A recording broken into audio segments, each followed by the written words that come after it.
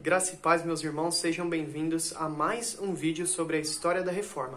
E neste episódio nós vamos falar sobre um personagem importantíssimo à história da Reforma, o reformador alemão Martinho Lutero. Ele inicia seus estudos na área da advocacia, mas por conta de um voto feito a Santa Ana, no meio de uma tempestade, cheio de raios que caíam ali próximo a ele, ele promete a Santa Ana que se a vida dele fosse poupada, ele entraria no monastério. E isso realmente acontece.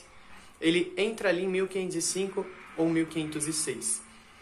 Então, ele pensa que ele vai encontrar paz com Deus ali no monastério, mas ele vê que nada disso é verdade, porque ele sabia que o seu pecado o condenava. E ele lia que Deus era justo nas Escrituras. E essa justiça ele dizia que bloqueava o caminho.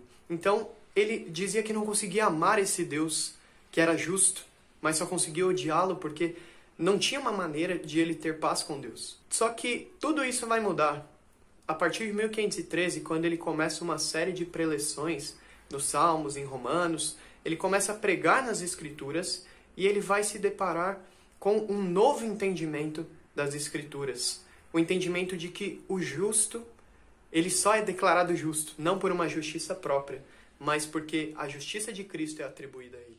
A partir do entendimento ainda que incipiente da doutrina da justificação pela fé, Lutero começa a produzir alguns escritos, sendo o seu mais famoso escrito as 95 teses que ele prega na porta do castelo, na porta da igreja de Wittenberg.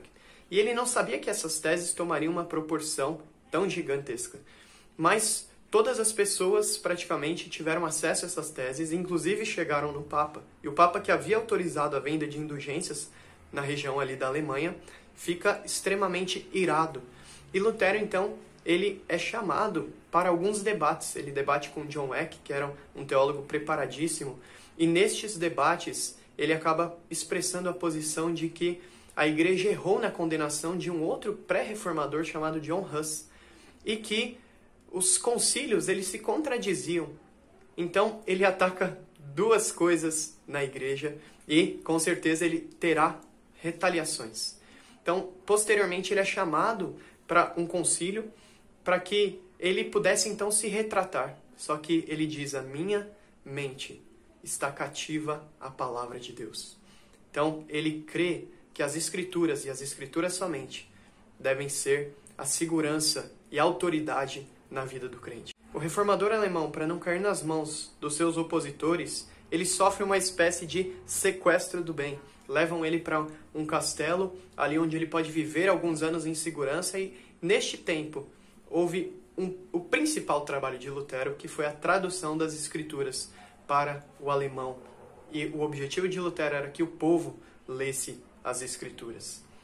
Nós vemos aqui um personagem importantíssimo, Lutero, que deu esse pontapé inicial, mas nós veremos também que em outros cantos do mundo, Deus já estava aquecendo essa chama da doutrina da justificação pela fé no coração de outros reformadores.